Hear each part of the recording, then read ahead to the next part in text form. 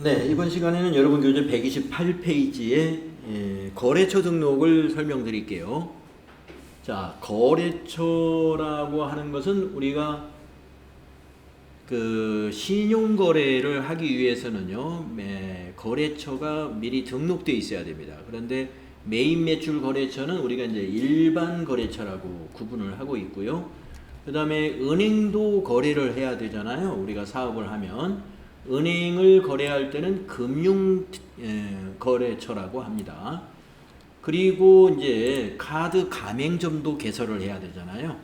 그리고 우리 회사가 법인카드도 만들어야 되고, 그래서 법인카드 만든 것은 우리가 매입할 때 쓰는 거니까 매입카드라고 그러고, 카드 가맹점 가입하는 것은 매출용이니까 우리가 매출이라고 구분을 해서 카드 거래처를 등록을 해요. 그래서 우리가 거래처 등록하면 이렇게 세 가지 구분으로 탭이 나누어져 있습니다. 자, 거래처 등록 한번 읽어볼게요. 관리하고자 하는 거래처라고 그랬어요. 이 관리하고자 하는 거래처가 뭐냐면 채권 채무 관계를 관리해야 되는 거래처를 말해요. 채권 채무 관계를 관리해야 되는 거래처. 네. 우리가 거래처 중에는 굳이 관리가 필요 없는 거래처도 있습니다. 하지만 외상 거래를 한다든지 이런 경우에는 관리가 필요합니다. 외상 매출금이나 외상 매입금 또는 미지급금이나 미수금, 그 다음에 은행 관련 거래처 이런 데는 관리를 해줘야 돼요. 그래서 관리하고자 하는 거래처의 기본 정보를 등록하는 메뉴가 바로 거래처 등록이라는 메뉴고요. 아까 말씀드린 대로 탭이 3개가 있어요.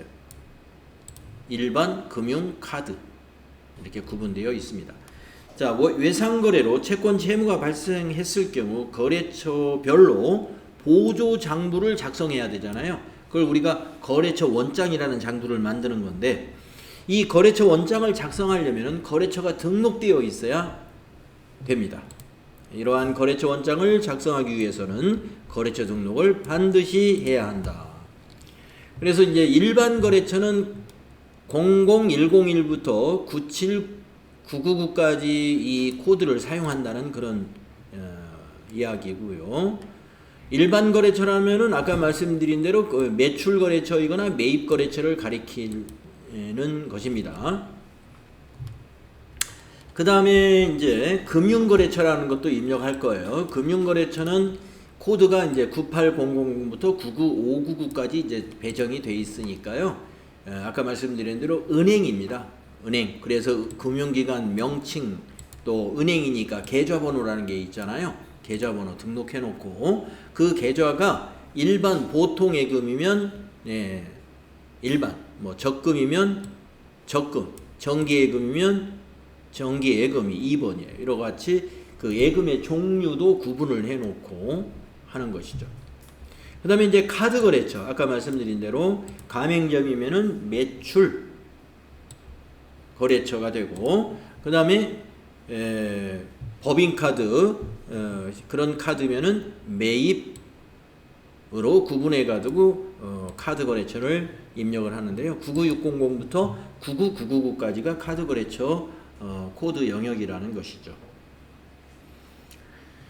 네, 그래서 이 수행과제에 보면 표가 다음 페이지까지 쭉 연결이 되어 있어요. 그래서 크게 나눠서 보면 3가지로 나눠져 있습니다. 일반 있고, 그 다음에 내려가 보면 다음 페이지 넘어가면 금융이 있고, 그 다음에 카드가 있고 이렇잖아요. 금융거래처는 2개밖에 없고 카드거래처도 2개밖에 없습니다만 일반 거래처는 꽤 여러 개가 있습니다. 그래서 좀 시간이 걸릴 것 같고요. 그러면 은행은 뭐냐? 은행은 거래처는 아니에요. 거래처는 아니지만 우리가 은행을 입력해야 되는 양식이 여러 가지가, 자금 관련된 양식을 만들 때는 은행을 입력해야 되는 경우가 있거든요. 우리 계좌가 없는 은행을 말하는 거예요. 예. 우리 계좌는 없지만 하여튼 시중에 있는 모든 은행은 은행에 다 등록을 해놓고 쓰는 게 맞습니다. 그래서 이건 거래처 등록하고 별도로 우리 지금 쓰고 있는 프로그램의 오른쪽 상단에 보면은 기능 모음이라는 메뉴가 있는데 거기에 가면은 은행 등록이라는 메뉴가 있어요. 예. 그래서 조금 이따 여기 100번 국민은행, 200번 신한은행은 거래처 등록에다 하는 게 아니고 오른쪽 위에 있는 기능 모음 눌러서 은행 등록해 가지고 요 두 개를 등록하셔야 된다. 이런 말씀입니다. 자, 그러면은 요 101번, 1001번 일반 거래처 요 하나만 저하고 같이 한번 등록을 해보고요. 나머지는 여러분이 쭉 혼자 각자 한번 해보십시오. 자, 그러면 거래처 등록으로 한번 들어가 보겠습니다. 자, 기초정보관리의 거래처 등록. 아까 말씀드린 대로 탭이 3개가 있다고 그랬죠? 일반, 금융, 카드 이렇게 나눠져 있잖아요. 그 다음에 은행 등록은 그 기능모음에서 합니다 그랬잖아요. 여기 기능모음 여기 있는 걸 말하는 거예요. 네. 그래서 일반 탭에 지금 선택이 되어 있는 거예요. 금융은 금융 탭 눌러서 하면 되고요. 카드는 카드 탭 눌러서 하면 됩니다. 자, 일반 탭에서 하나만 여러분하고 같이 해볼게요. 자, 일반 탭의 첫 번째 회사 1001번 코드죠. 네, 코드에다가 1001 하고 엔터 쳐보세요. 네, 그러면 우리가 이제 이 프로그램에서는 거래처 코드를 5자리로 관리해요. 그래서 1001번이라고 입력했지만 앞에 0이 하나 더 들어가죠. 01001이죠. 그러니까. 자, 거래처는 여기 상호를 넣는 거예요. 가로 열고 주 가로 닫고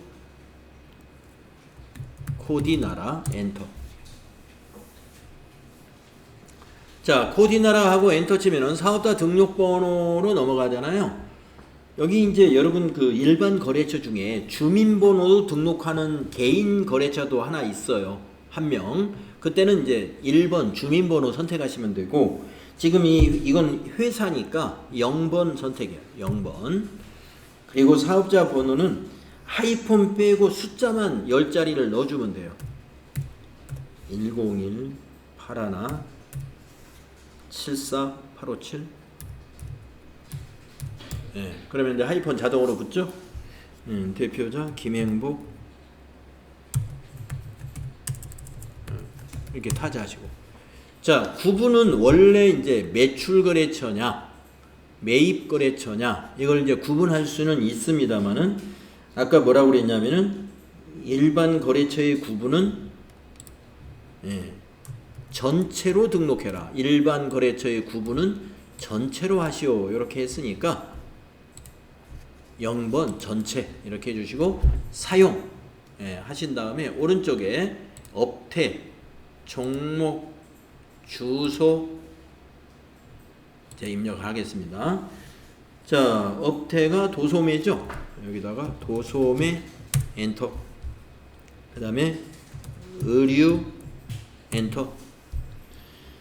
아까 우리가 회사 등록할 때는 우편번호 검색으로 했습니다만은 거래처 등록을 할 때는 우편번호 검색이 더 번거로운 편이에요. 그래서 주소를 그냥 바로 타자해버리면 좋을 것 같습니다. 서울시 종로구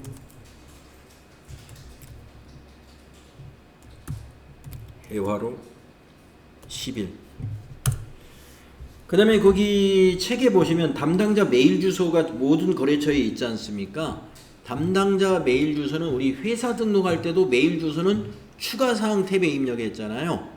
거래처 등록도 메일 주소는 추가사항에다 입력해요. 자, 기본사항 옆에 추가사항 탭이 있죠? 거기 4번. 4번에 담당자 메일 주소 있죠? 거기다가 CODY. 그 다음에 옆에 선택해 주세요. 여기 눌러보시면은 빌36524.com이 여기 선택 항목으로 만들어져 있어요. 메뉴에 여기 클릭해 주시면 돼요. 아이디만 입력하고 뒤에서 빌36524는 그냥 선택해 주시면 되겠습니다. 이렇게 하면 거래처 하나가 됐어요.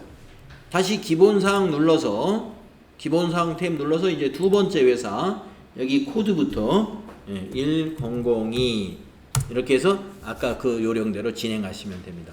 네. 거래처가 좀 많기 때문에 여러분들 시간이 좀 걸릴 거예요.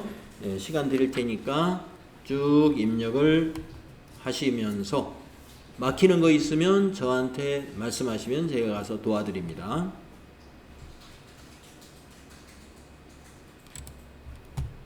수고하셨어요. 일반 거래처, 금융거래처, 카드거래처, 그리고 기능모음에서 은행 등록까지 잘 하셨습니다. 자, 거래처 등록은 우리가 채권 채무 관리를 하는 데 있어서 꼭 관리해야 될 필요가 있는 경우에 먼저 거래처 등록을 하고 나서 전표를 입력해야 된다 하는 것을 기억을 하시면 되겠고요. 이번에는 여러분 교재 132페이지에 있는 내용을 실습하도록 하겠습니다.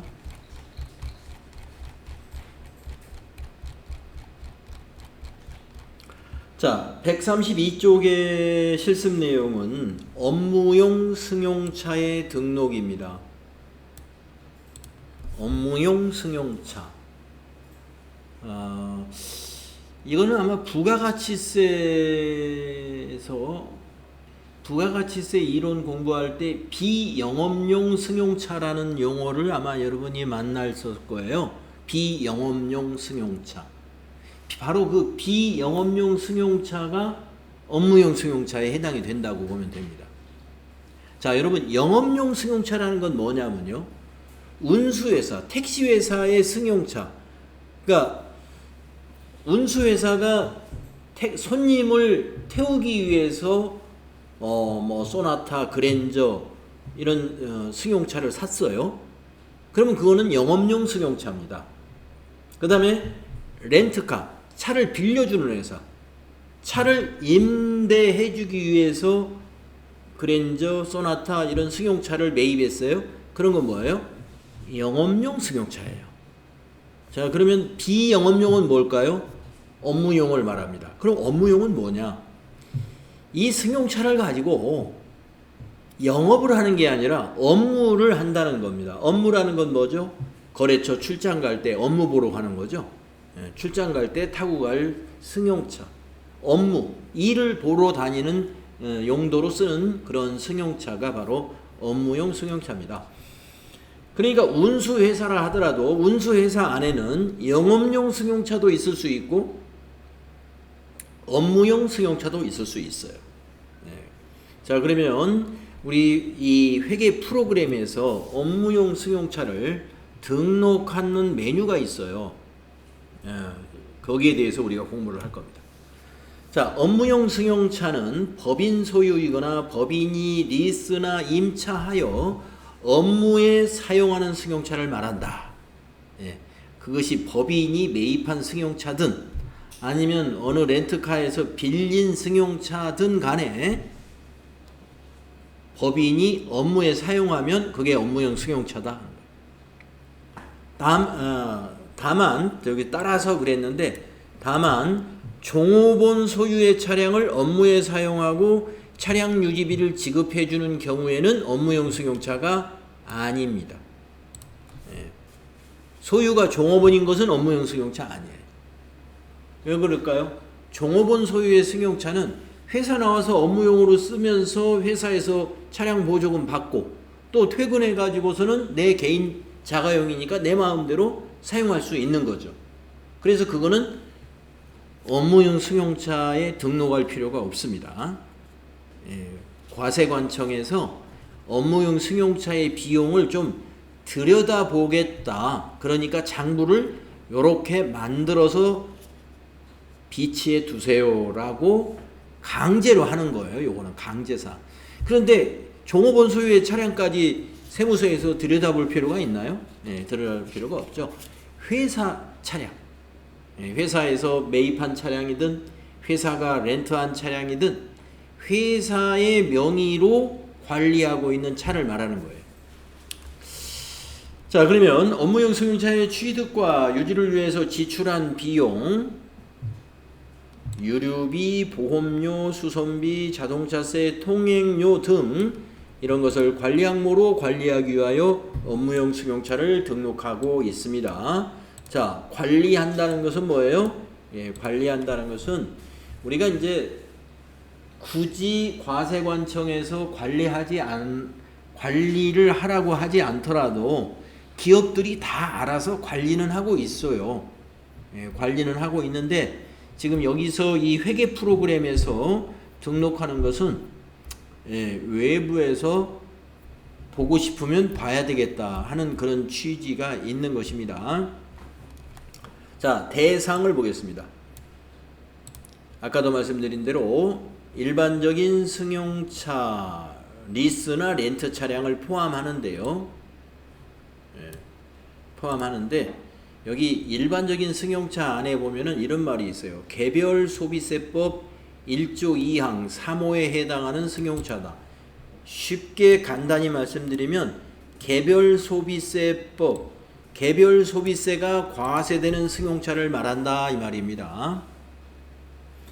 자, 옛날에는 소비세는 부가가치세하고 특별 소비세라고 구분을 했어요. 그래서 이제 부가가치세는 이제 일반 소비세이고 우리가 거기에 일반 소비세 말고 즉 부가가치세 말고 소비세가 하나 더 붙는 것을 우리가 과거에는 특별 소비세라고 이름이 그랬습니다. 그런데 그 이름을 특별을 개별로 바꿨어요. 그러니까 옛날에 특별 소비세는 지금에는 개별 소비세라고 하고 있어요.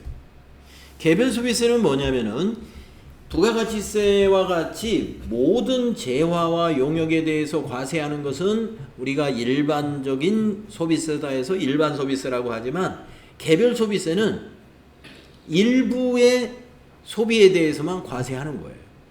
그래서 예를 들어서 차량으로 말하면은요, 승합차라든가 화물차라든가 이런 차에는 개별 소비세가 붙지 않습니다. 즉 과세가 되지 않는데요. 승용차 중에서도 1000cc 이하의 차량은 우리가 경차라고 분류해 가지고 개별 소비세를 과세하지 않습니다. 그런데 1000cc 초과부터 우리나라에서는 개별 소비세를 과세하고요. 8인승까지 1000cc 초과 승용차 8인승까지가 여기서 말하는 개별 소비세법 제1조 2항에서 3호에서 해당하는 승용차에 해당이 됩니다. 그래서 밑에 보면 제외 차량이 있죠. 배기량이 1000cc 이하인 승용차, 우리가 경차라고 구분하고 있는 승용차로 보시면 됩니다. 이것은 뭐예요? 업무용이라고 하더라도 여기다가 등록을 안 해도 상관없어요. 그 다음에 운수업이나 자동차 판매업이나 자동차 임대업에서 또는 운전학원에서 사업적으로 쓰는 승용차, 이건 뭐예요? 영업용 승용차니까. 영업용 승용차는 등록하는 게 아니다 이거죠. 자, 그리고 이 업무용 승용차의 상각 방법은 2016년부터 법인세법에서 정액법으로 5년간 상각한다라고 정해놨어요. 승용차 관련 비용은 임차료, 유류비, 자동차세, 보험료, 수리비, 감가상각비 등 그 승용차와 관련된 모든 비용이 다 포함되고요. 감가상각비의 인정은 1년에 최대 800만 원까지만 인정을 하는데 만약에 5년 동안 상각을 하고도 잔액이 남아있다 그러면은요, 다음 해로 2월 해가지고 이때는 상각기간이 더 늘어날 수 있습니다. 자, 보험가입은 임직원 전용 자동차 보험이라고 하는 상품이 있어요. 또는 업무용 승용차 보험이라고도 합니다. 업무용 승용차 보험 또는 임직원 전용 자동차 보험, 이러한 보험에 가입하도록 되어 있습니다. 자, 그래서 우리가 이제 업무용 승용차 등록하는 화면에 대한 설명이 나오는데 이거는 우리가 입력해 보면 바로 알 수가 있어요. 그래서 넘어가고 수행과제 해보고 쉬었다가 할게요. 수행과제까지 하겠습니다. 자, 133페이지 수행과제. 업무용 승용차를 등록할 텐데요. 첫째, 먼저 차량을 매입했으면 고정자산 등록을 먼저 합니다. 고정자산. 우리 이론 공부하실 때는 여러분 유형자산과 무형자산이라고 공부하신 부분이 있죠. 유형자산, 무형자산, 자산을 공부하실 때 비유동자산에서 공부하셨어요. 유형자산과 무형자산. 이 두 가지를 합쳐서 고정자산이라고 불러요. 예. 그러니까 고정자산 등록이라고 하는 메뉴는 유형자산을 취득하거나 또는 무형자산을 취득했을 때 전표 입력하는 거 외에 하나 더 하는 겁니다. 고정자산 등록이라는 걸 또 해줘요.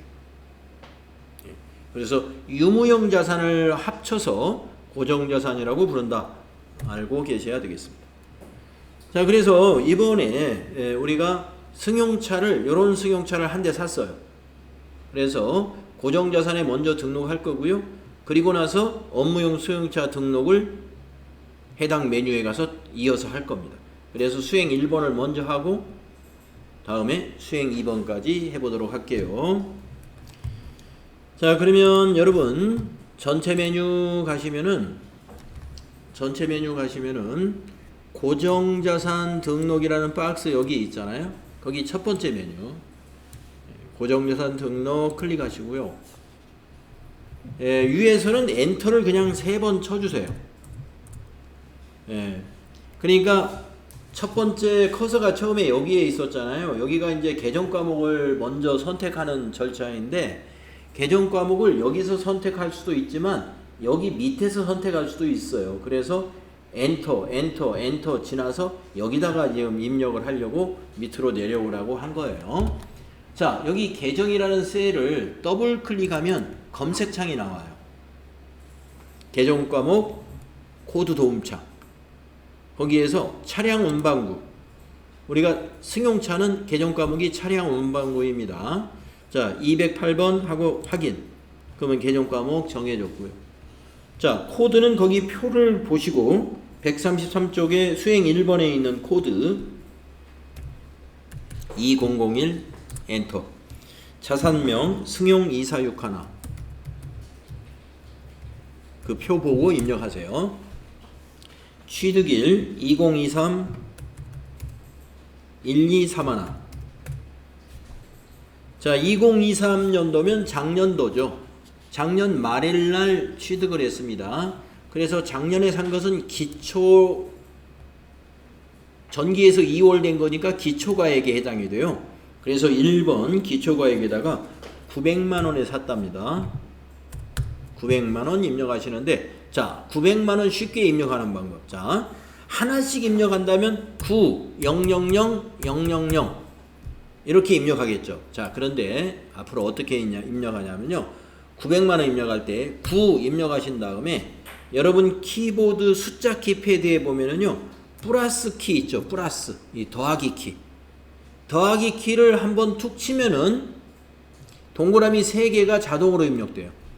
그러면 900만원 입력할 때는 9 한번 입력하고 나서 이 플러스를 2번 치면 되죠. 이런 식으로 해서 좀 빠르게 숫자를 입력할 수 있도록 이 플러스 키 많이 이용하십시오. 자, 엔터. 자, 말일날 구입을 했기 때문에 감가상각은 할 필요가 없었겠습니다. 그래서 전기말 상각 누계액은 없는 거고요. 상각 방법이 어디 있나요? 여기 있죠. 9번에 정액법이다 그랬어요. 자, 상각 방법을 클릭해 보시고 밑에 메시지라는 걸 여러분이 이제 보시게 되면은 여기를 선택해 놓고 여기 메시지를 보시면은 0번이 정률법, 1번이 정액법이다. 1 하면 정액법으로 바뀌어요. 그 다음에 10번이 내용연수죠. 네, 내용연수 여러분 표에 보면 5죠. 5년이라는 뜻입니다. 5 하고 엔터. 네. 그 다음에 경비 구분이라고 하는 게 800번대라고 여러분 표에 돼 있잖아요. 여기 경비 구분 800번대 이대로 두시면 되는데 이 800번대의 의미는 뭐냐면은 나중에 이제 계정 과목 코드 우리가 다음 시간에 여러분이 보시게 되는데 800번대의 계정 과목은 전부가 다 판매 관리비예요. 판매 관리비. 아마 여러분들 판매 관리비 관련된 개정 과목, 비용 개정 과목을 정리할 때 여러분 정리하셨을 거예요. 판매 관리비와 영업의 비용. 그래서 판매 관리비 하면은 급여, 복리후생비, 여비교통비 등등등등 뭐 쭉 나오죠. 자, 그래서 800번대 하면은 판매 관리비로 무엇을 처리한다? 감가상각비를 처리한다. 여기 회사가 계산한 감가상각비 20번에 계산되어 있습니다. 우리가 900만 원을 내용연수 5년으로 나누면 180만 원 나와요. 그래서 20번에 회사 계산 상각비는 180만 원으로 계산됐습니다. 자, 그러면 고정자산 등록을 마쳤습니다. 자, 이제 고정자산 닫아주시고요. 다시 전체 메뉴에 가셔가지고 이번에는 이제 업무용 승용차 등록이라는 걸 할 거예요. 일로 들어가세요. 업무용 승용차 등록. 자, 여러분 133페이지에 수행 2번에 있는 표를 보시고 101번 코드 사용하라 그랬죠. 101 엔터.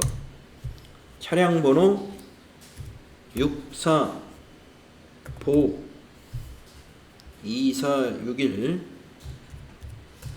엔터. 차종 아반떼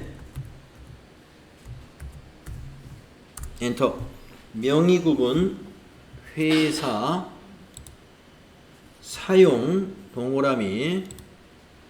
자, 다시 사용 클릭하시고 여기 고정자산 아까 등록했으므로 코드가 만들어져 있으니까 여기 물음표 단추 눌러주세요. 물음표 단추. 그러면 아까 등록했던 코드 2001 코드 보이죠? 확인. 그러면 여기까지가 자동으로 채워집니다. 23456이. 자, 8번 기초 주행거리 여기 이제 입력을 해줍니다. 자, 그 표에 보면 기초 주행거리 200이죠? 200km. 엔터. 보험 가입은 업무 전용 자동차 보험이라고 했죠? 클릭. 10번 보험기간. 그 표에 있는 보험기간을 입력하면 됩니다. 2023 123 하나부터 2024 123 하나까지. 네, 이렇게요.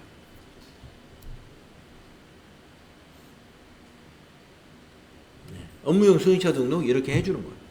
그러니까 정리하면은 업무용 승용차 등록은 먼저 고정자산 등록을 먼저 하고, 그리고 기초정보관리에 있는 업무용 승용차 등록이라는 메뉴에 와서 만들어주고 싶은 코드 만들어주고 차량에 대한 내역을 다 기록하고요. 고정자산 코드를 불러다가 여기 나머지 여기까지 해결하고 그 다음에 기초주행거리와 보험에 관한 사항을 입력해주면 등록이 끝나는 거예요. 자, 업무용 승용차 등록을 하라 그러면 이런 식으로 등록해 주시면 됩니다. 자, 그러면 우리가 이번 시간까지 해서 기초정보관리를 어디까지 했냐면은 환경 설정, 회사 등록, 거래처 등록, 업무용 승용차 등록까지 우리가 실습해 보았습니다. 다음 시간에는 개정 과목 및 적요 등록부터 나머지 내용 정리해 보도록 실습해 보도록 하겠습니다. 네, 또 쉬었다 할까요?